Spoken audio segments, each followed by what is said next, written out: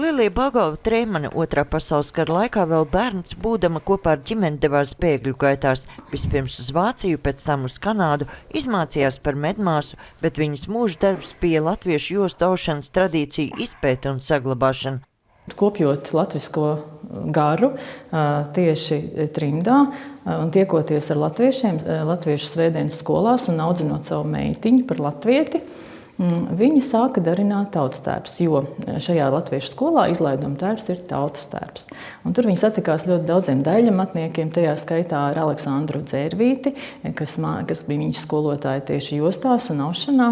Viņi sāka darināt jostas. Atzīmējot Lilijas Balgovas-Treimanes 95. dzimšanas dienu, viņas dzimtajā Dobeles novadā Dobeles novada muzejā apskatāma viņas un viņas audzēkņu izstāde par tautisko jostu aušanas tradīcijām. Pati Lilijas kundze šo izstādi gan neredzēja, jo veselības problēmu dēļ atgriežusies pie meitas Kanādā, bet viņas darbi runā paši par sevi. Vienā no stendiem izlikti jostu aušanas paraugi uz rullīša, jeb kā kādreiz teica, uz bomīša. Kādreiz tātad visas latviešu tradicionālās jostas ir darinātas bez stelēm.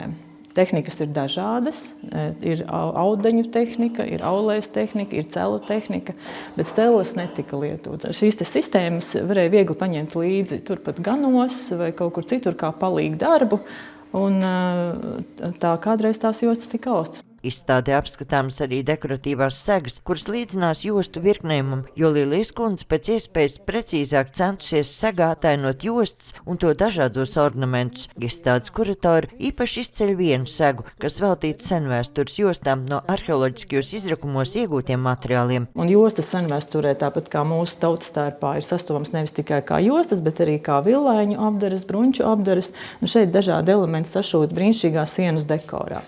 Pēc neatkarības atgūšanas Lilija Balgova-Treimane senajās jostu aušanas tehnikās apmācīja arī interesantus Latvijā. Viņas jubilejas izstādēs starp aptuveni 400 jostām daudzas ir audzēkņu darbināts. Lai jostu aušanas senās tradīcijas un tehnikas sasniegt pēc iespējas vairāk interesantu, Lilijas kundze uzrakstījusi grāmatu Celainas, celu jostu un apaudu aušana. Metodas it kā ir zināmas, vienkārši Lilijai ir brīnišķīga šī kā lai saka, spēja izstāstīt, parādīt, izskaidrot šīs lietas.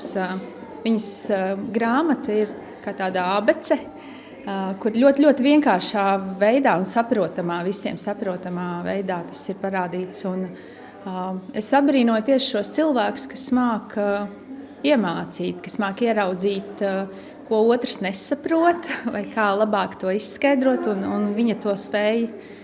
Izstāde Dobeles novada muzejā būs apskatām līdz 7. februārim. Sandra Leitāne, Andrs Pāns, RTV, sadarbībā ar Latviešu.com.